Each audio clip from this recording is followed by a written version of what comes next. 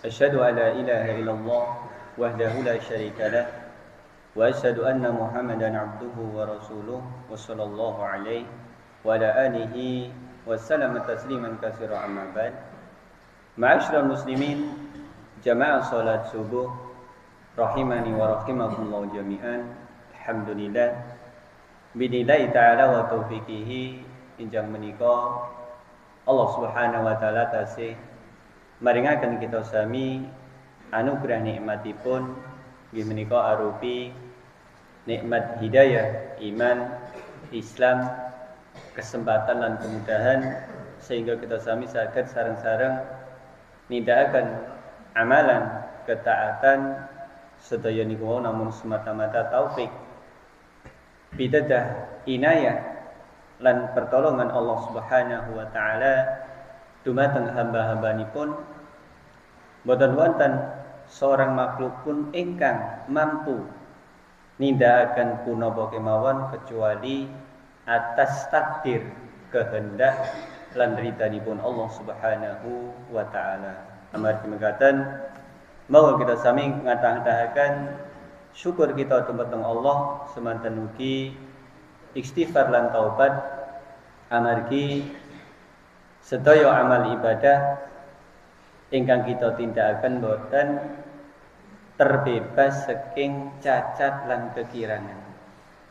Makanipun diantara hikmah istighfar setelah sholat niku nunjukaken bilih saesanipun wujud ibadah ketaatan maka pasti wonten cacat lan kekirangan. Ibarat pepatah tiada gading yang tak retak.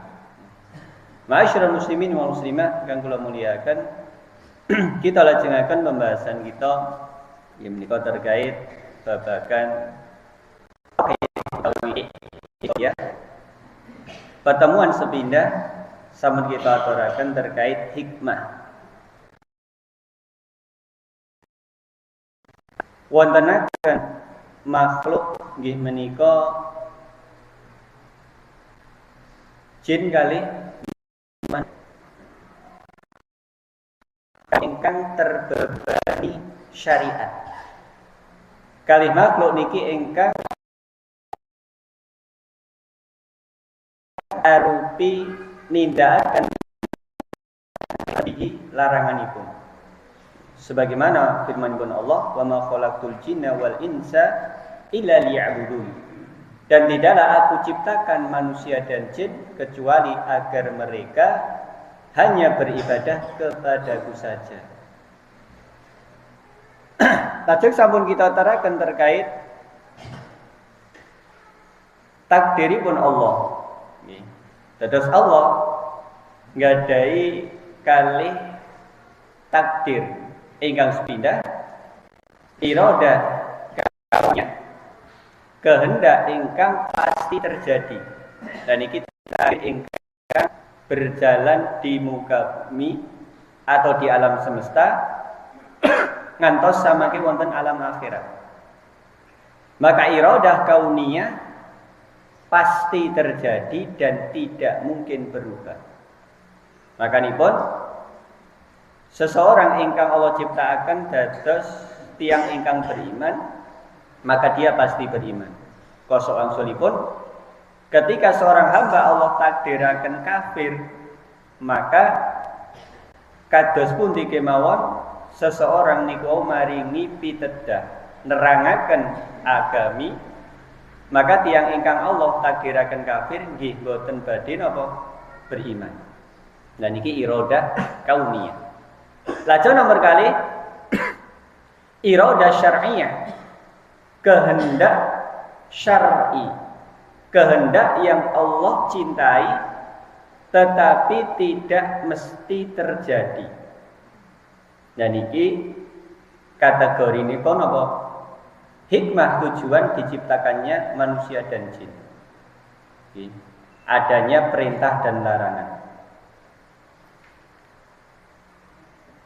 Lajeng dalil salajengipun nggih terkait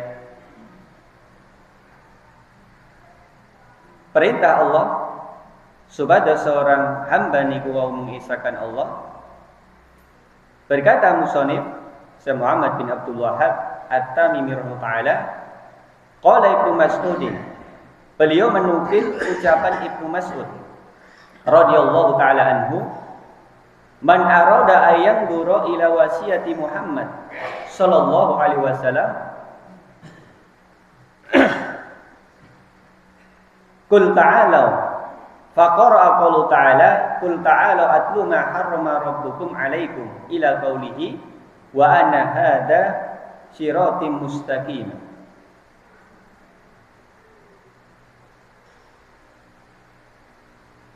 Ibnu Mas'ud menyatakan sok sinten ingkang pengen ningali wasiat Nabi Muhammad sallallahu alaihi wasallam ingkang sampun dipun paringi napa stempel tanda, maka hendaklah piyambakipun maos firmanipun Allah inggih menika Quran surat Al-An'am ayat 151 dugi 153. Ini menika terkait huququ asyrah, hak-hak yang 10. Ini menika Allah berfirman, qul ta'alu atlu ma harrama rabbukum alaikum. Katakanlah wahai Muhammad, kemarilah aku bacakan atau aku sampaikan apa yang Allah haramkan atas kalian. Ingkang sepindah, alla tusriku bihi syai'a. Janganlah kalian menyekutukannya dengan sesuatu apapun. Larangan syirik niku menempati posisi pertama. Kosoangsulipun perintah memurnikan ibadah alias mengikhlaskan ibadah utawi mentauhidkan Allah niku perintah pertama kali. Dados dede salat, dede zakat, dede siam, dede haji lan sanes-sanesipun. Tetapi perintah pertama, perintah teragung niku supados kita meluruskan niat, memurnikan niatan kita sami. Salebetipun kita sami badhe nindakaken sedaya amal ibadah. Lajeng larangan sepindah dede membunuh, minum khamr, judi dan yang lainnya. Tetapi larangan terbesar niku menyekutukan Allah utawi menduakan Allah dalam ibadah. Lajeng larangan nomor kali wabil walidaini ihsana, dan hendaklah kepada kedua orang tua berbuat ihsan. Niki perintah. Berarti konsekuensi saking perintah berbuat baik lawanipun apa? Durhaka. Maka berbakti dumateng tiyang sepuh kekalih menempati ibadah terbaik nomor kali. Jadi setelah kita ikhlas dalam beribadah kepada Allah, tentu kemawon ibadah ingkang mencontoh Nabi, maka amalan terbesar setelah mentauhidkan Allah nggih menika birru walidayni, berbakti dumateng tiyang sepuh kekalih. Bahkan niki setara kalih jihad berperang di jalan Allah. Tiang ingkang perang niku resikonipun kadah sangat, taruhanipun nyawa, mengorbankan apapun. Tetapi berbakti kali tiang sepuh setara. Sebagaimana wonten salah satu hadis ketika seorang pemuda niku daftar dados pasukan perang di hadapan Nabi sallallahu alaihi wasallam. Maka Nabi sallallahu alaihi wasallam tanglet, "Allaka walidai? Apakah engkau masih memiliki orang tua?" Maka pemuda wau menjawab, "Na'am."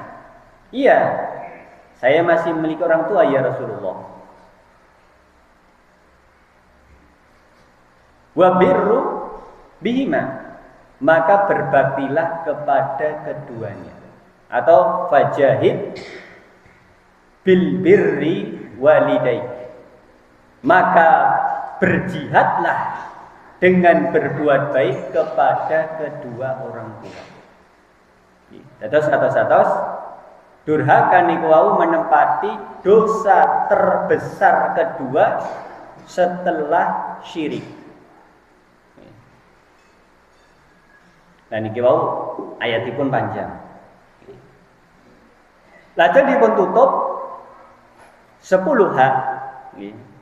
Berbakti pada orang tua, kemudian jangan membunuh anak-anak karena takut miskin. Allah yang memberikan rezeki pada mereka dan kalian. Dan jangan mendekati perbuatan fasik, perbuatan keji, di antaranya pun zina. Mendekati niku haram, apalagi sampai berbuat. Nah, di antara jalan-jalan berbuat fasik niku napa? Nek zaman samenika video call laki-laki dan wanita ingkang boten enten hubunganipun, boten wonten hubungan mahram sederek. Maka niki termasuk media. Dan jangan membunuh jiwa yang Allah haramkan. Kemudian jangan memakan harta anak yatim. Kemudian menimbanglah, menakarlah dengan timbangan yang adil. Setelah niku napa? Wa ana hada sirati mustaqiman fattabi'uh wa la tattabi'u subula fatafarraqu bikum an sabili dzalikum wasaqum bihi la'allakum tattaqun. Dan inilah jalanku yang lurus, maka ikutilah. Dados sedaya hak sedoso hak ingkang Allah aturaken niku wau, maka dipun tutup. Sok sinten tiyang ingkang istiqomah ngerjakaken perintah lan nilar larangan, berarti piyambakipun sampun menempuh jalan yang lurus. Dan janganlah kalian mengikuti jalan-jalan selainnya yang akan memecah belah kalian. Terus ketika seorang condong kalih akal, pendapat pribadi, lan iku sebagai dasar perpecahan umat. Koso angsulipun ketika kaum muslimin merujuk dumateng kitabullah lan sunnah Nabi niku pokok persatuan. Maka boten wonten persatuan ingkang tulus, ingkang kokoh kecuali berdasarkan Quran dan sunnah. Lan boten wonten perkawis ingkang saged memecah belah kecuali pendapat pribadi lan hawa nafsu. Itulah wasiat kepada kalian agar kalian bertakwa. Lajeng poin ingkang terakhir niku kata definisi as-siratal mustaqim, enten ingkang memaknai Al-Qur'an, enten ingkang memaknai sunnah Nabi, kemudian sahabat dan lainnya. Lajeng dipun simpelaken Imam Ibnu Qayyim rahimahullah taala. Beliau menyimpulkan bilih as-siratal mustaqim niku ucapan yang jelas, maka manusia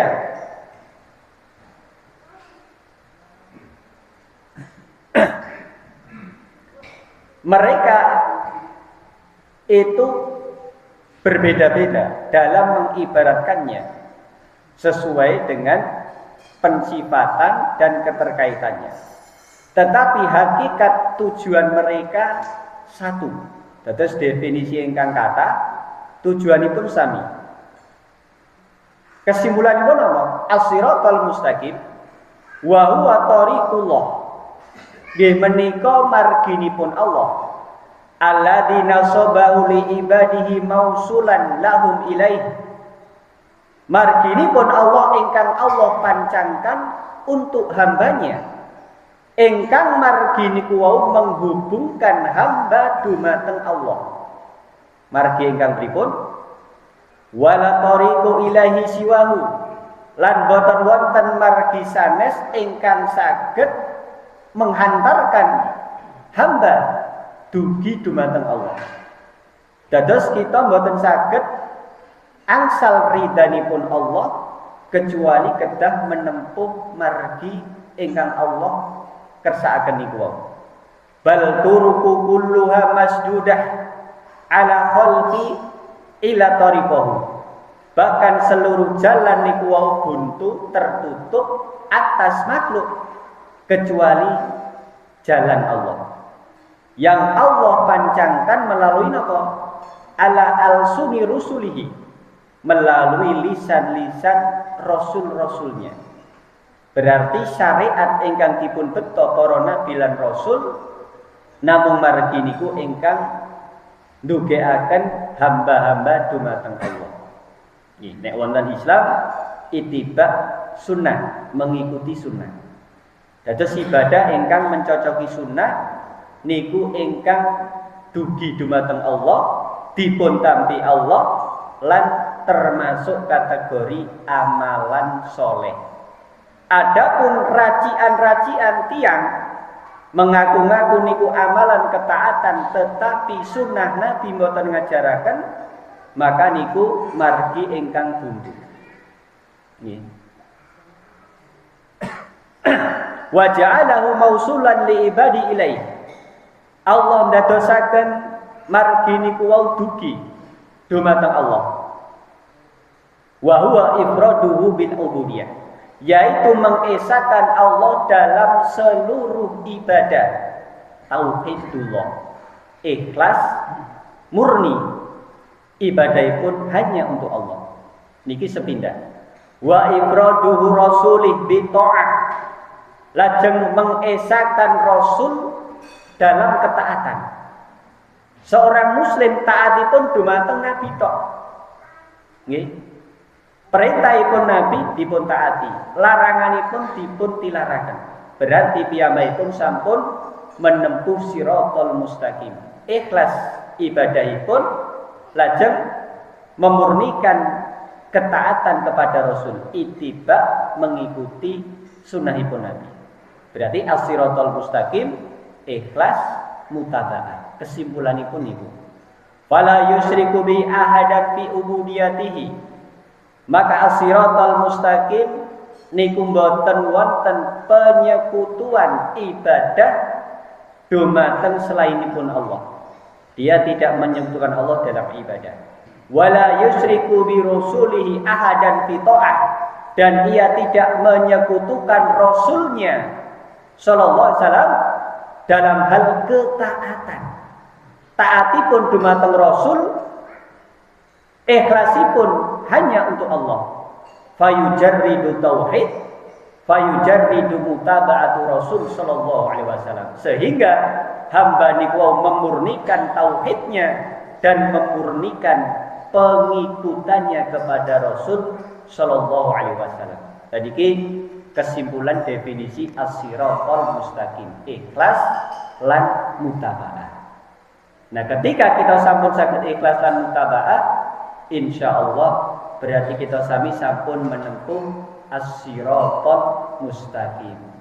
As-siratal mustaqim berarti mboten wonten campur tanganipun akal manusia.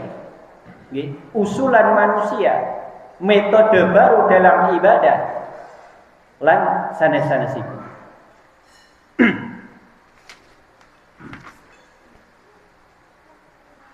Lajeng terkait sahabat Ibnu Mas'ud, Nabi Shallallahu Alaihi Wasallam nate menyampaikan terkait keutamaan beliau. Ibnu Mas'ud niku samangke wonten yaumul qiyamah. Beliau berdiri di depan para ulama niku jarakipun ada yang menafsirkan sekitar jarak antara langit dan bumi. Berarti sahabat Ibnu Mas'ud niku melebihi kedudukan ulama. Padahal ulama niku wau mereka derajatipun hampir seperti para nabi dan rasul. Kemudian Mu'adz bin Jabal menyampaikan sebuah hadis, kuntu radifa Nabi sallallahu alaihi wasallam 'alal himar. Saya pernah membonceng Nabi di atas himar. Faqala li, maka beliau pernah bersabda kepada saya, ya Mu'adz, wahai Mu'adz, atadri ma haqqullah 'alal ibad? Tahukah engkau apa hak Allah atas hamba? Wa ma haqqul ibadi 'ala Allah? Dan apa hak hamba atas Allah? Fakultu, maka sahabat Mu'adz bin Jabal menjawab, Allah wa Rasulul a'lam. Allah dan Rasulnya yang lebih mengetahui. Niki diantara adab ketika kita mboten ngertosi dipun tangleti Allah wa Rasul. Nek riyen Allah wa Rasulul a'lam, karena Rasul tesih gesang. Nek sak menika Allahu a'lam. Maka Nabi memberitahu hakullahi 'alal ibad, hak hamba atas hak Allah atas hamba, ayyabuduhu wa la yusyriku bi syai'an. Hendaklah Allah saja yang diibadahi dan tidak disekutukan.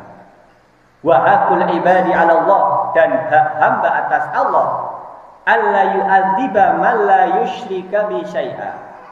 Hamba tadi tidak akan diazab jika tidak menyekutukan Allah dengan sesuatu apapun.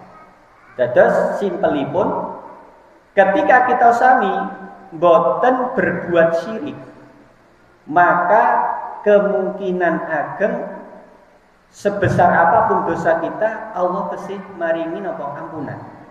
Sehingga kita sami boten dipun adab. Tetapi kalau soal-soalipun, ketika kita sami terjatuh pada syirik, pasti diadab. Maka sahabat Mu'adz bin Jabal mengatakan, ya Rasulullah, apalah ubasyirunas? Wahai Rasulullah, apakah tidak saya berikan berita gembira ini kepada manusia? Meskipun saya sampaikan kepada orang-orang. Maka Rasul bersabda, la tubasyirhum fayatakilu. Jangan engkau sampaikan pada mereka sehingga mereka akan bersandar. Ini riwayat Imam Bukhari kalian Muslim. Maksudipun simpelipun, sing penting ora syirik mesti selamat. Nah, ketika namun disampaikan niki, tentu kemawon semangat untuk beramal soleh niku kendung. Sehingga Nabi mengkhawatirkan ketika ini disampaikan kepada seluruh lapisan masyarakat di zaman itu, mereka tidak semangat dalam beramal soleh. Berarti namun simpel, sing penting ikhlas, ora syirik, wis mesti surga. Sehingga mboten wonten apa? Sedekah, siam sunnah, dan yang lainnya. Insyaallah kita bahas niki wonten pertemuan salajengipun. Terus mau kita sami koreksi niatan-niatan kita sami dalam ibadah semanten ugi praktek ibadah kita sami kali sunnahipun Nabi. Ketika sampun selaras, maka insyaallah kita sampun dipun kategorikan apa menempuh as-siratal mustaqim ingkang jaminanipun ketika ibadah niku ikhlas lan caranipun mengikuti Nabi, maka niku pasti amalan ingkang dipun tampi Allah, maka niku pasti amalan soleh ingkang membuahkan pahala ampunan saking Allah. Tetapi kosong-kosongipun ketika amalan mboten ikhlas lajeng praktek beramal mboten sesuai sunnah Nabi, maka sak kathah-kathahipun ibadah lan sak dangu-dangunipun ibadah boten badhe membuahkan amalan soleh lan balasan apa pahala saking Allah Subhanahu wa taala. Wallahu a'lam bishawab wa akhiru da'wana alhamdulillahi rabbil alamin. Assalamualaikum warahmatullahi wabarakatuh.